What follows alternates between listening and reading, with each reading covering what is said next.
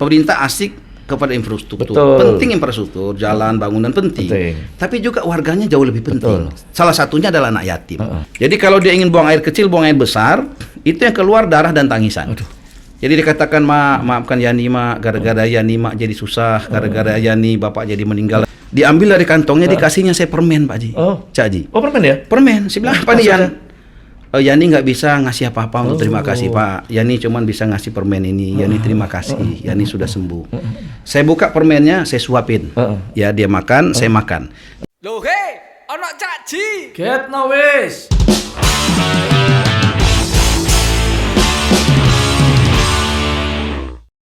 Ketemu maneh nggone jagongan Surabaya.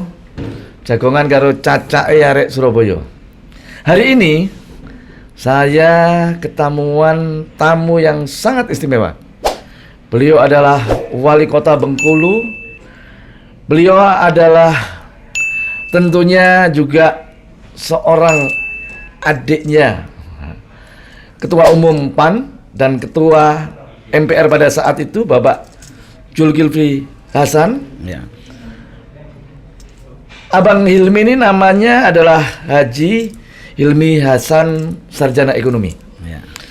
Beliau adalah dulu juga pernah menjadi anggota DPRD, pimpinan, dan lebih senangnya kalau dia akan memperkenalkan diri. Saya persilakan, Bang. Makasih, Cak Ji, luar biasa ini saya ketemu dengan orang yang inspiring. Semangat mudanya nggak pernah padam. Ini Cak Ji luar biasa. Ini harus datang ke Bengkulu, Cak Ji. Siap. Pejabat-pejabat kota ini bersemangat juga seperti Cak Ji. Terima kasih. Jadi nama saya Helmi Hasan. Saya Wali Kota Bengkulu periode kedua. Sebelumnya pernah menjadi Wakil Ketua DPR Provinsi dan menjadi anggota DPRD Kota Bengkulu. Nah, sehari-hari bekerja sebagai Wali Kota Bengkulu dan diamanahi 4 orang anak, Cak Ji. Yes. Ya kan? Jadi 3 sudah di pondok pesantren, 1 masih tinggal sama kami, yang paling kecil. Alhamdulillah. Alhamdulillah.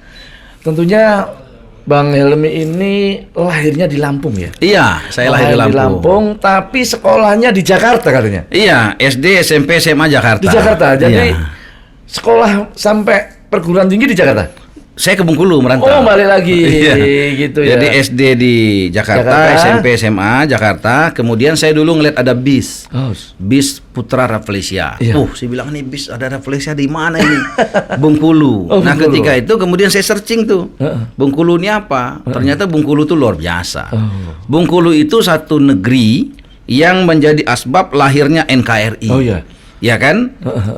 Yang mempersatukan kerajaan kesultanan ketika itu ternyata bukan hanya bahasa Indonesia. Kalau bicara bahasa Indonesia, banyak di bagian NKRI ini ada yang belum bisa bahasa Indonesia. Tetapi ada yang pemersatu lebih kuat. Itu adalah merah putih. Merah putih ya? Karena yang namanya yang menjahitnya orang Bengkulu. Nah, yang menjahit orang Bengkulu. Putri Bengkulu. Iya. Ibu negara pertama kali. Iya, yang dinikahi Bung Karno. Yang ikut peran serta pada saat Indonesia mau diproklamasikan, kalau nggak ada yang jahit Bu Fatma, kita bingung pemersatu kita apa? Nggak ada. Ya kan, karena memang Indonesia ini luar biasa. Orang katakan Indonesia ini bagaikan kepingan surga yang jatuh ke bumi. Betul. Jadi lautnya luas, tanahnya luas, pulaunya banyak, sukunya banyak, bahasanya banyak. Ini kalau nggak ada alat pemersatu nih bisa jalan bareng-bareng. Maka pemersatunya yang paling kuat yaitu merah putih. Merah putih. Nah, merah putih itu dijahit oleh Bu Fatmawati, Putri Bengkulu. Tentunya setelah dari Jakarta yang hiruk pikuk Otra Metropolis, yang begitu sibuknya, dan tentunya apa yang kira-kira pada saat datang ke Bengkulu yang diperbuat apa? Saya ketika di Bengkulu pertama saya merasakan ini kota sunyi. Karena ketika itu saya naik merpati merpati pesawat. Dan kemudian saya kuliah untuk cari tempat kos. Itu susahnya minta ampun. Oh gitu ya? Iya, jadi rata-rata tempat kos itu untuk perempuan. Saya kan pendatang. Akhirnya saya ketemu dengan seorang Bengkulu, ya Pak Amrah namanya. Rumahnya nggak ada kos-kosan, nggak ada bedengan. Saya minta aja, minta tolong. Saya bilang, Pak Amrah, tolong terima saya. Karena saya ini sudah cari tempat kos nggak ketemu-temu. Nah, alhamdulillah kemudian dipersilakan tinggallah di rumah saya. Sampai sekarang hubungan masih baik. Dan akhirnya alhamdulillah di Kota Bengkulu itu saya bisa merasakan semuanya pertama kali. Pertama kali nyupir angkot itu saya di Bengkulu. Oh gitu. Pernah nyupir angkot ya. Waktu kuliah itu ya? Iya. Jadi waktu kuliah itu saya coba. Saya kan ketika itu saya melihat ini supir angkot kok males-males banget sih. Bagaimana mau sukses? Banyak nongkrongnya. Begitu jam siang nongkrong gitu kan, makan segala macam. Kemudian saya selalu ingin mencoba. Saya bilang coba saya bawa angkot. Kalau saya rajin, saya bawanya muter-muter, nggak pernah berhenti, tentu saya akan berhasil. Ini kata orang yang belum berpengalaman. Maka saya bawa angkot, saya keliling nggak berhenti. Bukannya untung Cak Ji, buntung. Lah karena rupanya ada jam-jamnya. Ada jam-jam sibuk. Iya kan, artinya penumpang tuh jam tertentu ada. Daripada mereka muter-muter nggak ada penumpang kan bensin habis, ban gundul. Makanya saya bilang, oh berarti kita nggak boleh kemudian melihat satu kejadian itu langsung menjas begitu loh. Menilai pokoknya begini. Padahal kita belum tabayun, belum melihat, belum merasakan begitu loh. Jangan mudah menghakimi, kesimpulan saya begitu. Saya sudah coba menggampangkan persoalan. Mudah menyalah-nyalahkan orang begitu kan, begitu. Itu suatu pelajaran bagi kita. Pelajaran saya itu, Bang Kota. Nah, pertama kali juga saya yang namanya kenal pacaran itu di Bengkulu. Di Bengkulu ya? Di Bengkulu. Itu udah kuliah semester berapa? Saya ke semester apanya tuh? Waktu ketemu pacaran. Ini kok cerita itu saya sekarang ini. Itu. Jadi di Bengkulu tuh ya kurang lebih semester 3 begitu. Ya, semester 3. Dan alhamdulillah setelah lulus kuliah kerja di Bengkulu juga. Kuliah di Bengkulu, sudah tuh saya kembali ke Jakarta. Ya, kembali ke Jakarta, saya ada usaha di Jakarta. Kita punya perusahaan alat-alat rumah tangga. Jadi, cuman sudah di Jakarta nggak betah lagi tuh. Oh, nggak betah lagi ya? Karena begitu sibuknya, begitu orang lihat orang, begitu banyaknya dan... Ya Cak Ji, kalau kita ke Bengkulu Cak Ji, tidak akan bisa... Ini ada sebuah penilaian orang. Iya. Kalau sudah ke Bengkulu, minum air Bengkulu, makan Bengkulu itu, sulit rasanya melupakan Bengkulu. Bahkan Bung Karno dulu sudah kemana-mana, belum jadi presiden. Kalau belum ke Bengkulu? Kalau ke Bengkulu, dia ke Bengkulu, pulang jadi presiden, dapat istri lagi. Iya. Nasib saya seperti itu. Oh gitu ya? Iya. Jadi istrinya Abang Elmi ini orang Bengkulu? Orang Bengkulu. Alhamdulillah. Jadi ketika S1 selesai, saya ke Jakarta. Nggak tenang saya di Jakarta. Saya kembali lagi ke Bengkulu S2. Alasan. Padahal ingin menikahi putri Bengkulu. Gitu ya? Tepuk tangan untuk Setelah berkeluarga di Bengkulu, aktivitas kerjanya? Sebelum masuk di politik? Sebelum masuk di politik saya bisnis. Iya. Jadi saya bisnis alat-alat rumah tangga. Jadi kita punya keluarga punya pabrik. Pabrik alat-alat rumah tangga. Kemudian saya pasarkan itu di Bengkulu. Tapi kemudian saya lebih tertarik kepada politik. Iya. Jadi setelah lulus, selain bisnis saya juga dicalonkan menjadi anggota DPRD Kota Bengkulu termuda. Termuda ya waktu termuda itu ya? ketika itu. Tahun berapa waktu itu, Bang? 2003 ya. 2003 ya? Iya. Gitu. Selesai. 2004 ya? Iya, 2004. Pemilu kedua. Iya. Setelah reformasi. Iya, setelah reformasi. Setelah itu 5 tahun kemudian kepleset jadi wakil ketua DPR provinsi. Wakil ketua DPR provinsi. Setelah dari kota. Periode keduanya. Belum sampai kemudian kepleset jadi wali kota Bengkulu. Periode pertama melawan incumbent. Ketika itu 12 pasang calon. 12 pasang calon. Terbanyak di dunia mungkin waktu itu. Bang, pada saat awal di DPRD Kota Bengkulu, tentunya kan politik di DPRD kan seperti itu ya. Iya. Apa sih yang membedakan ketika Abang di DPRD sama saat Abang jadi wali kota? Jadi soal ini aja peran saja, Caci. Saya lihat di kota, di DPRD kota, saya ini punya kebiasaan, punya hobi membantu orang-orang yang sakit. Jadi kalau ada orang sakit di DPRD itu pasti mereka hubungi saya sebagai anggota DPR. Anggota DPRD. Begitupun ketika di provinsi. Bahkan di provinsi dulu saya buat program khusus dari saya itu adalah Jamkesprop. Jadi jaminan saya provinsi. Saya taruh anggaran 10 sampai 20 miliar di rumah sakit. Jadi siapapun yang sakit di Provinsi Bengkulu ketika itu hubungi saya akan advokasi sampai dia berobat kemanapun gratis. Ada satu anak yatim namanya Yani ketika itu. Yani ini saya dapat dari koran begitu beritanya, dia kena penyakit prolak, dia bukan orang Jawa, dia suku Jawa begitu, bapaknya sudah meninggal. Saya datang ke sana, ternyata rumahnya pun rumah dipinjemin orang, batako, lantai masih tanah. tidurnya mereka di dipan dikasih tikar yang sudah robek. Yang ini punya penyakit prolak. Jadi prolak itu dari alat kelamin, mohon maaf, perempuan itu muncul daging tumbuh sebesar lengan pria. Jadi kalau dia ingin buang air kecil, buang air besar, itu yang keluar darah dan tangisan. Jadi dikatakan, maafkan Yani mak, gara-gara Yani mak jadi susah, gara-gara Yani bapak jadi meninggal dan sebagainya. Saya bilang subhanallah, ini luar biasa ini anak. Kebanyakan kita di DPR ketika itu kan sumpah serapah aja, ketemu kawan ngeluh, ketemu kawan ngeluh. Ini anak yatim bukan anggota DPRD, kondisi fisiknya lagi sakit parah begitu. Dia kalau ingin buang air kecil tuh dia merayap di dinding saja, merayap di dinding begitu. Dan saya perhatikan betul. Dan dari mulutnya nggak ada sumpah serapah, nggak pernah mengeluh begitu. Justru dia menyalahkan diri sendiri. Dia tidak menyalahkan orang tuanya, dia tidak menyalahkan pemerintah, dia menyalahkan diri sendiri. Maafkan Yani mak, gara-gara Yani mak jadi susah, gara-gara Yani bapak jadi meninggal. Gitu abang tahu terketuk langsung. Langsung ngomong sama ibunya. Saya bilang, Bu, boleh nggak Yani ini saya ajak berobat? Dibilang, Pak, kami ini orang susah, makan aja nggak ada. Jadi enggak, Yani ini orang kaya. Siapa ngomong Yani orang susah? Lah kami susah, Pak. Yani ini punya uang 2 triliun lebih. Di mana APBD provinsi itu? Yani. Iya. Ayo sekarang kita berobat. Saya telepon lah waktu itu Rumah Sakit M. Yunus untuk kemudian ambulan datang. Itu salah satu kenapa kita harus menjadi DPR, kepala daerah. Dengan kekuasaan itu kita bisa banyak menolong orang. Betul. Coba kalau misalkan dia bukan DPR nelpon, belum tentu dianggap. Belum tentu kan begitu loh. Tapi karena wakil ketua DPR provinsi telepon, saya bilang saya tunggu ambulan, langsung datang ambulan. Nggak pakai bayar-bayar. Nggak nanya, Pak, ini bayarnya gratis. Iya. Maka ketika itu langsung kita bawa. Dia sudah stadium 4, rumah sakit katakan, Pak, ini sudah parah. Saya bilang, apa-apa, kamu pencet-pencet dulu, layani dulu sehingga dia terhibur. Setelah itu kemana? Rekomendasi ke RSCM. Saya bawa ke RSCM, naik pesawat Lion 2 bulan kurang lebih. Jakarta ya? Jakarta. Jadi tiket pesawatnya gratis, begitu kan, kita sampai ke Jakarta juga cari kamar 200 juta kurang lebih habis duit. Itu profesornya nanya, Pak, mohon maaf ini biayanya mahal. Nggak apa-apa, saya bilang. Berapa saja nanti dibayar. Ini Yani anak orang kaya. Saya wakil ketua DPR provinsi. Saya kawarin dapat kamar, akhirnya operasi kurang lebih 2 bulan. Pulang-pulang saya jemput lagi. Kami satu pesawat, Cak Ji, yang luar biasa. Ketika di pesawat itu, apa kata Yani? Dia bilang, Pak, tolong lihat tangannya.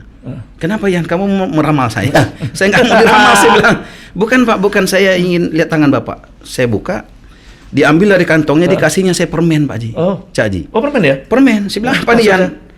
Yani nggak bisa ngasih apa-apa untuk terima kasih, Pak. Yani cuman bisa ngasih permen ini. Yani terima kasih. Yani sudah sembuh.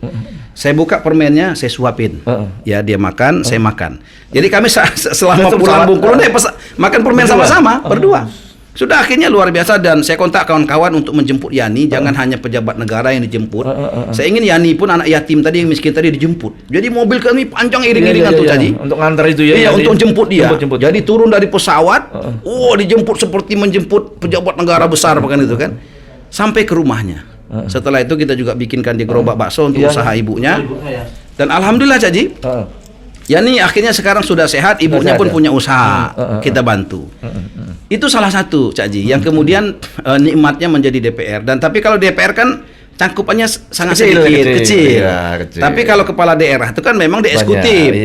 Maka ketika itu saya calon wali kota dan saya programnya jalan kaki, Cak Ji. Karena kota Bengkulu kan 400 ribuan kurang lebih, masyarakatnya sedikit dibanding Surabaya jauh. Sehingga saya lebih banyak jalan kaki saja. Lawan saya kan incumbent. Setiap rumah saya datengin. Tok tok tok tok, assalamualaikum. Semua rumah saya datang, mau lawan, mau kawan semuanya. Bahkan balai kota tempatnya Pak Wali Kota lawan saya datengin. Saya datengin gitu loh. Karena soal memilih itu kan urusan lain gitu. Tapi urus persaudaraan. Dan kemudian saya datang dari rumah ke rumah itu 9 jam setiap hari, ya kan, selama 3 bulan. 6 kali ganti baju karena panas di Bengkulu tuh kan. Datang ke rumah, tok tok, assalamualaikum, Bu, perkenalkan nama saya Helmi Hasan, insya Allah wali kota Bengkulu.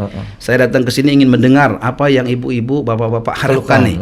Oh, pertama kita ini perlu modal, kedua jalan kami hancur, tolong perbaiki, banyak. Jadi program kita itu APBD untuk rakyat itu muncul dari rakyat. Iya, bukan ngarang di buku. Tapi dari perjalanan waktu selama 9 jam setiap hari, 3 bulan kurang lebih, ketemulah saya program itu, namanya APBD untuk rakyat. Infrastruktur jalan, air bersih, listrik untuk semua, pendidikan, kesehatan yang terjangkau dan berkualitas, modal kerja 1 miliar 1 kelurahan. Inilah jadi program. Terima kasih Bang Ilmi, tepuk tangan Bang. Makanya lah teman-teman semuanya ya, jadi kalau jadi kepala daerah, jadi anggota DPR, lek ditamoni ojo delik. Kalau ditelepon ojo gak diangkat. Kalau di WA harus dibalas, jangan gak dibalas. Karena orang WA itu pasti ada sesuatu hal yang ditanyakan. Iya, betul. Ada sesuatu yang diinginkan. Betul. Jangan dikira bahwa mereka ini cuma cari minta bantuan, enggak. Saya juga seperti itu, Bang Ilmi. 5 periode di DPR, modal saya juga hampir sama dengan yang Bapak Wali Kota katakan. Sebagai anggota DPR, kita ditamoni yo gampang, kita diajak ngomong yo gampang. Semuanya karena ini sebagai wakil waktu itu saya, namanya wakil rakyat, awak harus sikil. Iya. Gak usah yang namanya sombong, adikan adiguno. Karena yang namanya bosnya DPR, bosnya wali kota dan wakil wali kota ini rakyat. Rakyat, betul. Bosnya ini rakyat. Kita ini bukan bos, kita ini kan Pelayan. sebagai pelayan. Iya. Untuk melayani segala sesuatunya yang kiranya rakyat membutuhkan, yang rakyat mengapresiasikan. Seperti apa yang dikatakan Pak Wali Kota tadi. Semenjak 20 anggota DPR umur 25 tahun. Iya. Paling muda ya waktu itu ya. Paling muda 24 saya. 24 ya. Iya. Saya aja dulu ketua DPR tahun 99 sudah umur 30. Sekarang sudah 57. Oh, tapi kayaknya masih 32 ini. Iya, karena kalau sama anak muda ini. Iya. Ya, ojo lali subscribe, share dan like. Kita bersama Bapak Wali Kota Bengkulu yang tentunya tadi banyak. Sebelum kita lanjut, kita break dulu.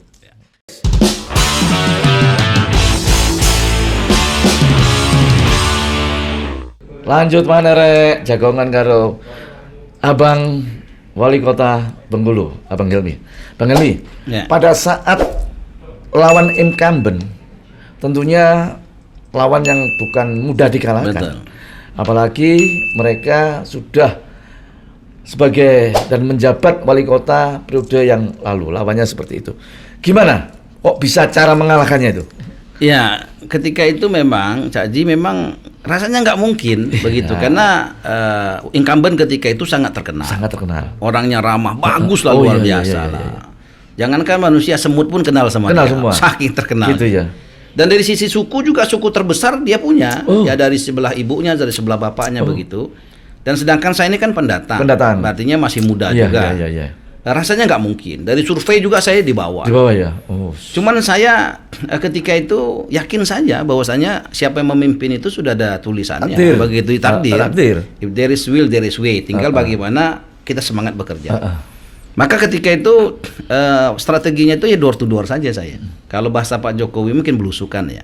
Jadi saya dari rumah ke rumah, dari gang ke gang, dari RT ke RT, dari pasar ke pasar. Pokoknya tidak ada rumah yang tidak didatengin. Iya, kadang ada yang bantingin pintu, ya kan? Iya. Kadang ada yang merobek-robek di depan kita itu program kita. Ya nggak apa-apa. Ada yang juga ngajak makan di rumahnya, begitu kan? Jadi subuh saya di masjid mana, pokoknya keliling terus sampai malam sudah pulang ke rumah. Dan setelah itu saya berdoa kepada Allah, ya Allah, saya bilang kan, kalaulah memang ini takdir saya, tolong kasih tanda, jangan sampai kemudian ini membuat kita justru nggak takdir kok dikejar-kejar kan gitu loh. Salah satu tandanya saya minta kemudian partai pendukung A yang menjadi pendukung saya di awal, bukan partai PAN. Oh, bukan pendukung. Pendukung pertama bukan PAN. Bukan PAN ya. Bukan. Iya. Partai lain. Saya minta begitu. Ternyata partai yang paling sulit mendukung ketika itu mendukung saya. Saya bilang ini tanda. Setelah itu kita buat ketika itu ada TV lokal, RBTV namanya. Kita buat program khusus, kan politik itu kan tidak boleh kemudian menjenuhkan begitu kan, tapi dia harus menghibur. Maka ketika itu kita buat program namanya Quiz Helmi Hasan, Insya Allah Helmi Hasan. Jadi saya punya tagline dulu, Insya Allah Helmi Hasan. Sehingga quiz itu namanya Quiz Insya Allah Helmi Hasan. Dan itu ternyata kuisnya sangat booming, Cak Ji. Dan belum pernah ada kuis di TV. Belum ada ya? Belum pernah ada. Itu yang pertama. Dan kemudian akhirnya ini booming. Di kalangan anak-anak kecil terutama itu sangat viral. Sehingga ketika saya turun door to door, itu anak-anak kecil pasti mengerumuni saya, 200-300 anak-anak. Itu mendampingi saya keliling dari RT ke RT, dari gang ke gang. Mereka lah kadang-kadang berebut ngetok-ngetok pintu itu. Ada es krim, kita makan es krim sama-sama. Dan subhanallah setelah itu survei kita meningkat, naik. Dan ketika itu kita dapat pasangan dengan mudah. Dan satu putaran pertama kita pemenangnya. Oh, lawannya berapa pasang? 12 pasang. Waduh, terbanyak se-Indonesia. Terbanyak di dunia malah. 12 pasang. 12 pasang. Gila. Habis pokoknya partai politik baik kursi non parlemen juga nggak habis, yang parlemen juga habis, yang KTP juga habis. KTP juga habis. KTP juga habis, 12 pasang calon. Begitu. Setelah putaran kedua, tentunya menang. Alhamdulillah. Setelah menang, yang saya lihat di digitalisasinya Bang Helmi punya kantor di masjid. Gimana ceritanya? Oh, itu sebenarnya bukan kantor di masjid saja. Jadi gini, kantor saya itu kan saya jadikan rumah sakit. Kantor wali kota itu yang di Simpang 5 itu kan kita kan nggak punya rumah sakit. Nggak punya rumah sakit. Jadi ini kampung ibu negara pertama kali.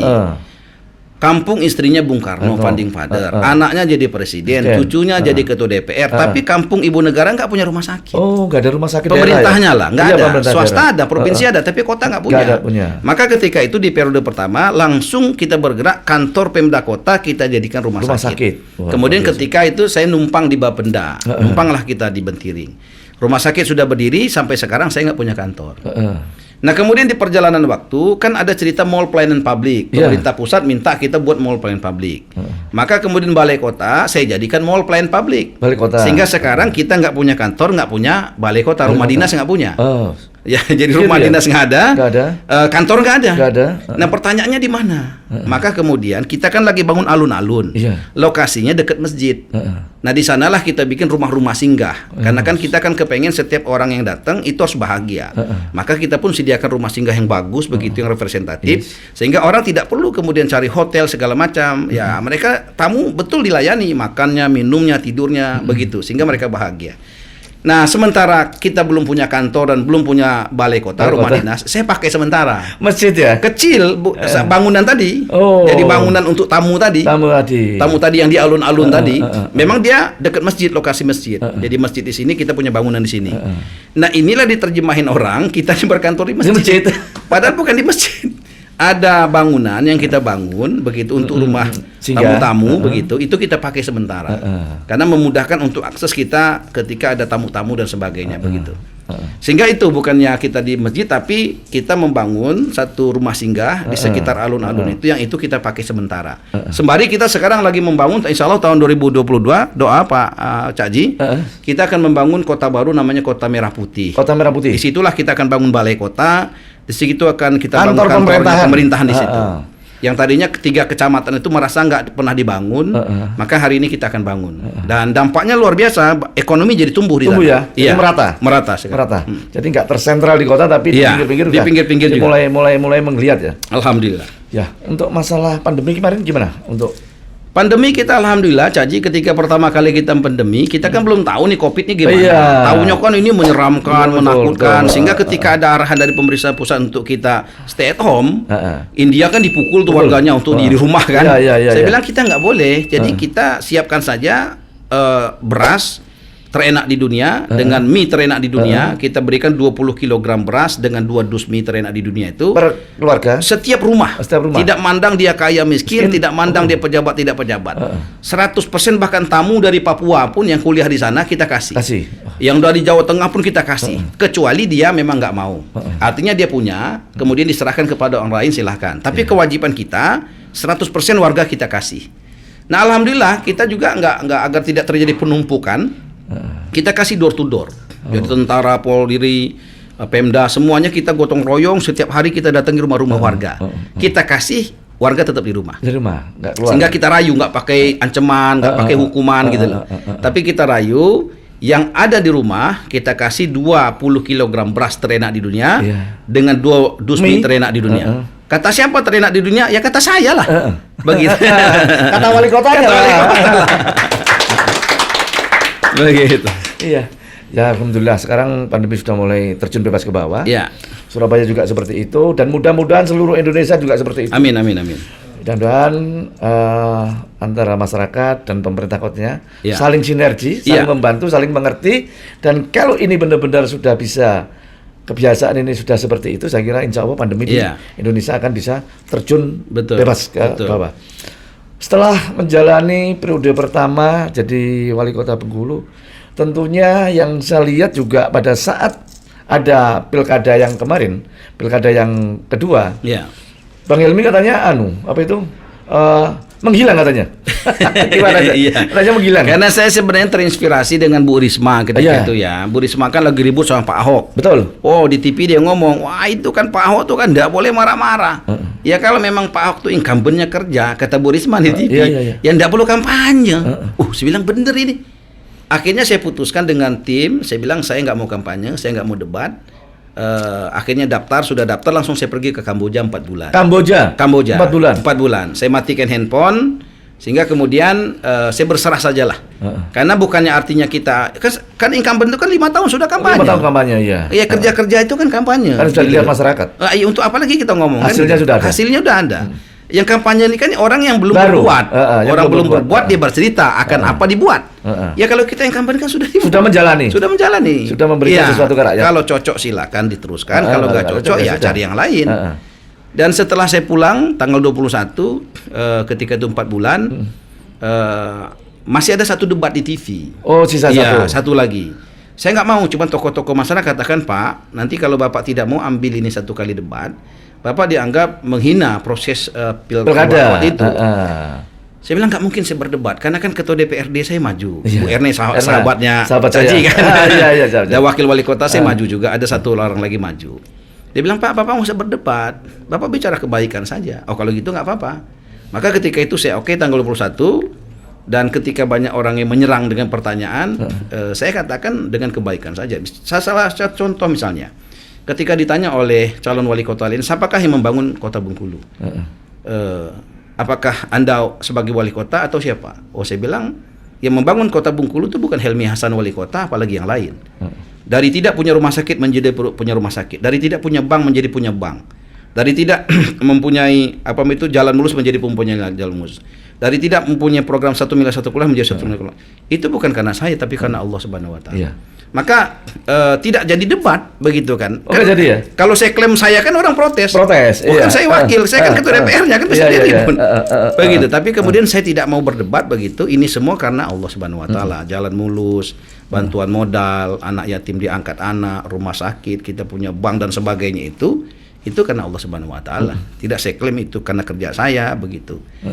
Nah sehingga kemudian debat itu terakhir misalkan ketika closing statement misalnya diminta untuk semuanya membuat statement untuk mendukung. Saya katakan jangan pilih saya kalau gara-gara partai, gara-gara yang lain. Kalau harus memilih, pilih karena Allah.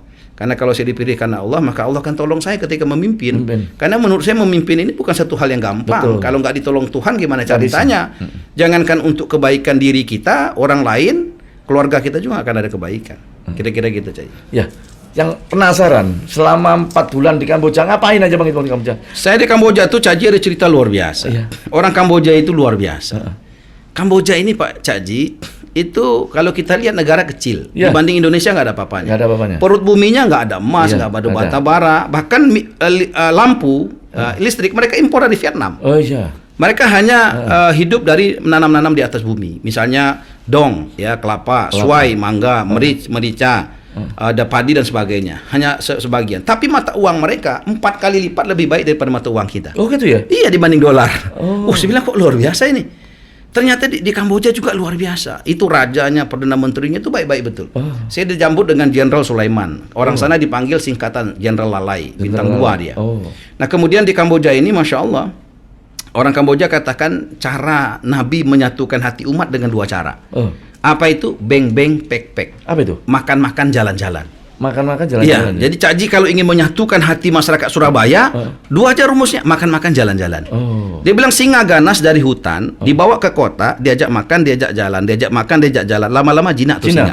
Tapi kalau ini singa ganas dari hutan diceramahin terus, lama-lama diterkam itu kan ceramahnya. Iya. Kalau kita lihat contoh lumba-lumba misalnya kan, itu kan coba diperintah itu kan kasih makan, diputer-puterin lagi diajak jalan. Nah hari ini kenapa rumah tangga banyak berantakan, kurang makan-makan, kurang jalan-jalan. Kenapa antar kampung berantem gitu, kurang makan-makan, kurang jalan-jalan. Jadi gitu. Kuncinya makan-makan, jalan-jalan. Makan-makan, jalan-jalan. Tepuk tangan. Luar biasa. Saya sudah keliling dunia, tapi di Kamboja belum saya. Iya. Ya ini harus ya ASEAN yang tapi mata uangnya sangat cukup tinggi dibanding rupiah. Maka ya nanti kalau sudah COVID hilang kita coba ke Kamboja untuk belajar makan-makan jalan-jalan untuk menyatukan beng, masyarakat. pek. Untuk menyatukan keluarga supaya keluarganya nggak ribut terus, diajak makan-makan jalan, akhirnya mereka akan jinak atau jalan. Cak Ji, ada satu cerita nih menarik, Cak Ji. Jadi fenomena Cak Ji, itu fenomena sekarang ini terjadi perceraian. Itu antar keluarga. Menariknya data yang saya punyai, ini wanita justru yang minta cerai kepada laki-lakinya. Oh iya. Kalau dulu kan laki-laki menceraikan wanita, itu hal yang biasa. Sekarang enggak. Apalagi dengan COVID ini, itu angkanya meningkat.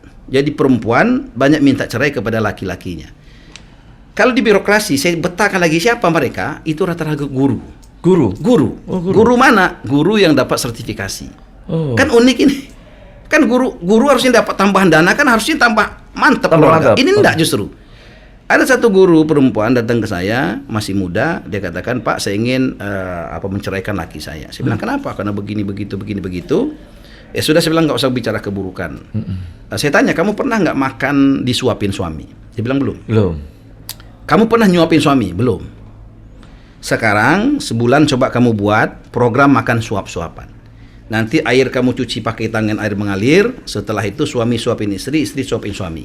1 bulan, kalau nanti masih mau cerai, saya tanda tangani. Sebulan saya tunggu, nggak datang. 2 bulan, 3 bulan, nggak datang. Saya cari tahu kemana nih ibu. Ternyata anaknya nambah lagi."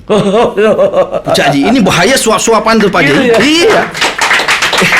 Ilmu baru lagi nih. Musim pandemi harus suap-suapan biar nambah anak lagi. Ya. Setelah periode kedua ini tentunya alhamdulillah Bang Helmi juga terpilih kembali. Dan tentunya program-program yang utama apa yang untuk masyarakat? Yang pertama, Cak Ji, saya ingin anak yatim bahagia. Di Kota Bengkulu itu target kita 100% warga bahagia, termasuk anak yatim. Anak yatim ya. Kadang-kadang pemerintah ini lupa, Cak Ji. Pemerintah asik kepada infrastruktur. Penting infrastruktur, jalan, bangunan penting.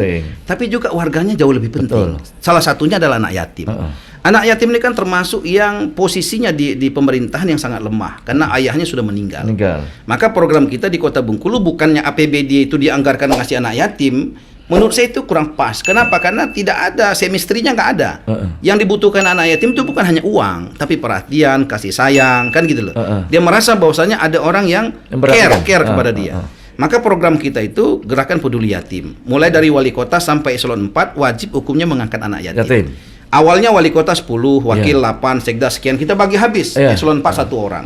Nah, ribuan anak yatim terangkat. Dan anak yatim ini tidak kemudian pilih-pilih agama. Salah satu anak angkat saya itu Gloria namanya, anak disabilitas Katolik. Bapaknya dulu pendeta. Jadi kita ingin memposisikan diri kita ini sebagai kepala daerah, bukan kepala agama, begitu. Jadi ketika kita kepala daerah, ya semua agama, semua suku harus dirangkul.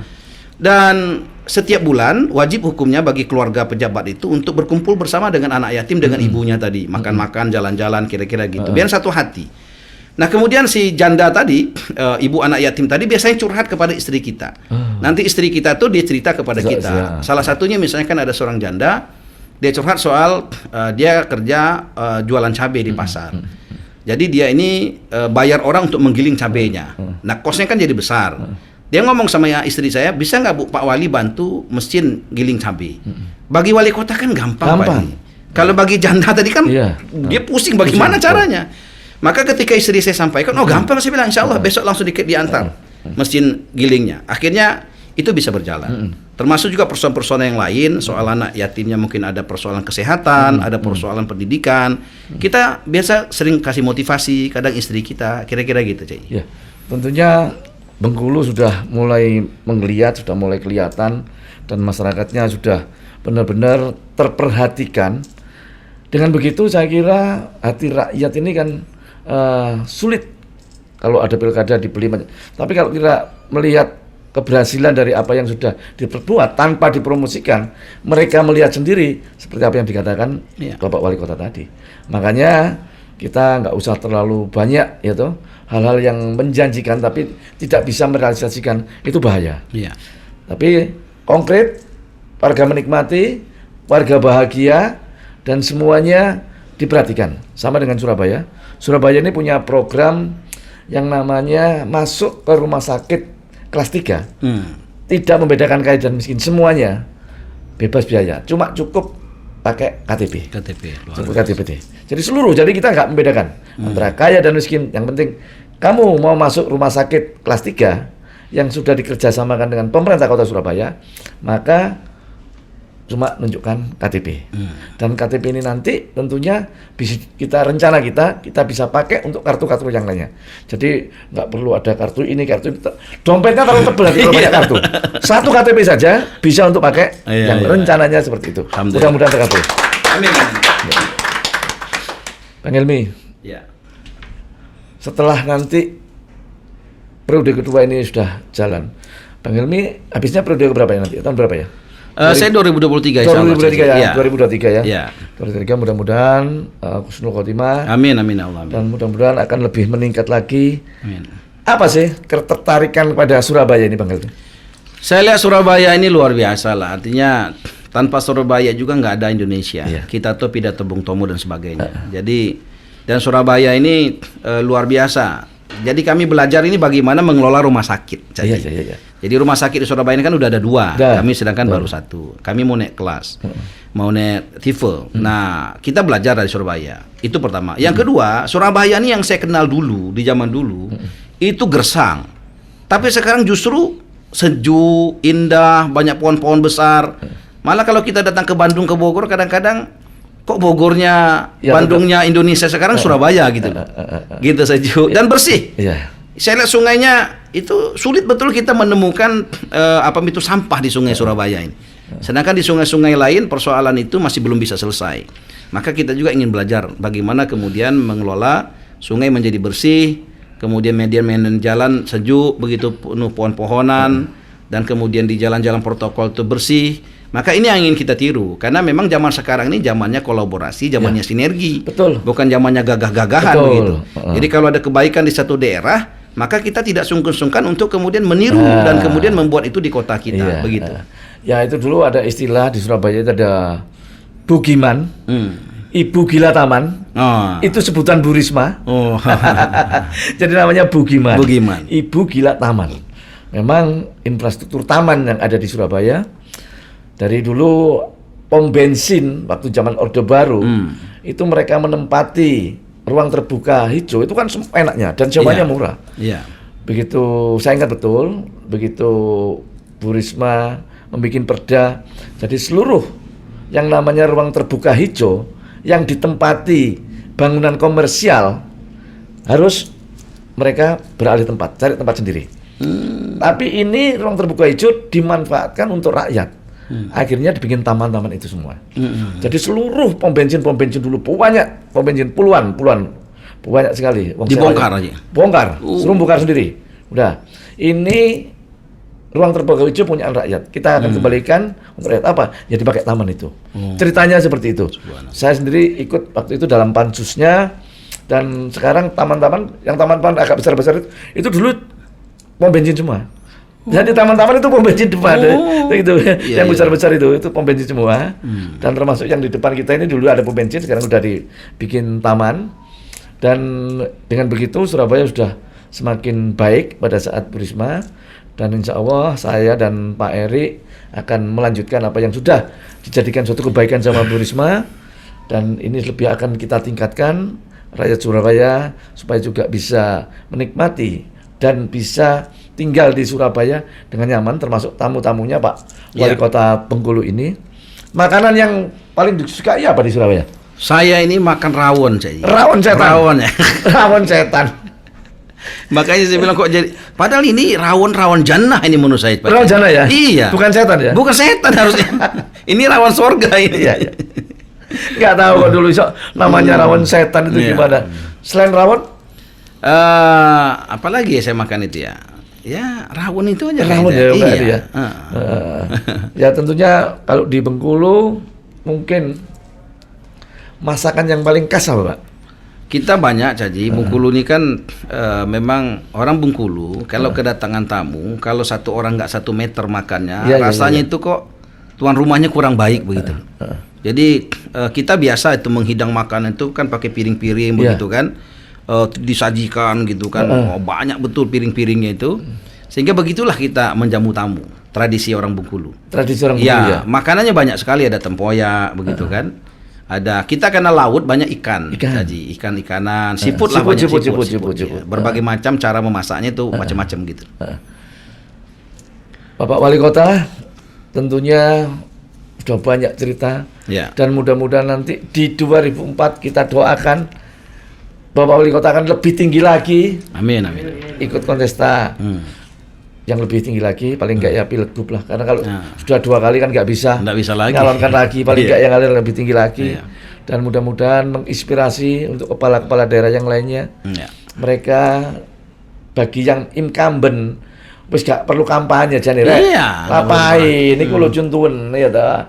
Apa yang diceritakan Bu Risma, apa yang Bang Helmi lakukan niru Bu Risma, ternyata nggak pakai kampanye, ditinggal ngene Kamboja 4 bulan ya dadi. Karena apa? Ya sudah takdir. Betul. Kalau nggak takdir nggak akan bisa, karena kita itu amanah. Jabatan ini amanah. Ini yang tentunya kita sadari betul. Jadi amanah itu kalau di atas pun, yaitu tadi nggak usah sok-sokan, nggak usah apa, kalau bahasa Jawanya itu adigung, adigang, adiguno, sopo siro, sopo isun. Nah ini yang nggak boleh. Kita harus tetap seperti rakyat biasa, karena di atas kita itu bosnya rakyat, ya rakyat yang milih. Karena itu sebagai orang yang akan memilih kita nanti apabila ada yang maju lagi.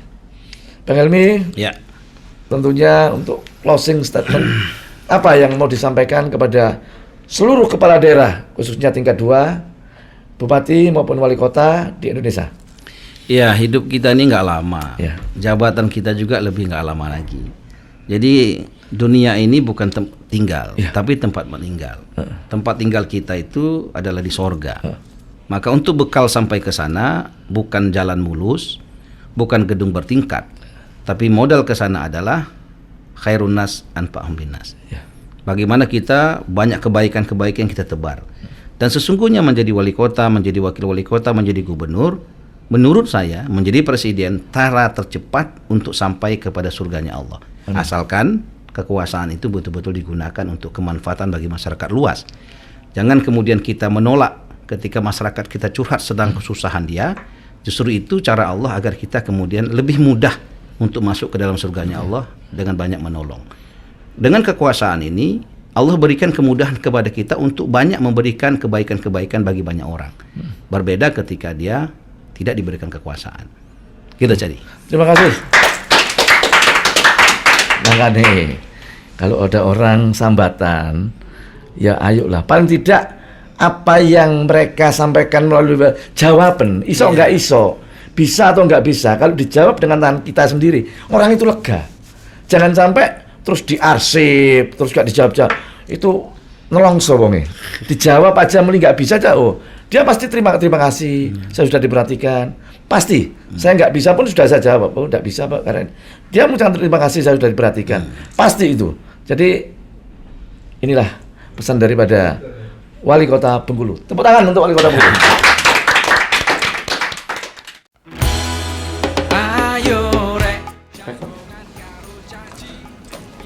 Jangan lupa ya, kalau mau bikin teh coklat, ada merek Kakao Tea, produk UMKM Surabaya. Tinggal pijet di nomor di bawah ini. Juga ada Instagramnya, yang tentunya bisa dibawa kemana-mana dan rasanya cukup enak. Boleh nanti kita coba.